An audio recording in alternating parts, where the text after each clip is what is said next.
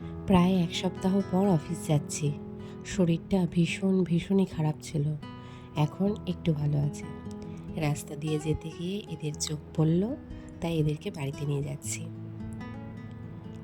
আমার আবার শরীর খারাপ, মন খারাপ যাই হয় না কেন, দুটো গাছ নিলে মনটা ভালো হয়, শরীরটা একটু চাঙ্গা মনে হয়।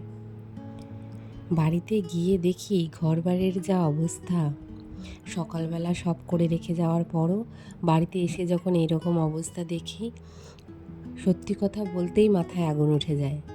কিন্তু নিজেকে অনেক সামলাই। ওর বাবার এই ফেয়ার হ্যান্ডসাম ক্রিমটা পুরো A to Z শেষ করে দিয়েছে। যেখানে দরকার সেখানে লাগিয়েছে। আমার এই নতুন প্যান্টটা এসেছিল, এইটার মধ্যেও লাগিয়েছে। আয়না, শোকেস, সারা ঘরে পাউডার মেখেছে। আমি যে এই ফুলটা এনেছিলাম, আমার মনে হয়েছিল যে আমার বাড়িতে যে গাছগুলো রয়েছে সেই গাছগুলোর মতন একই কালার চলে এসেছে বোধহয়।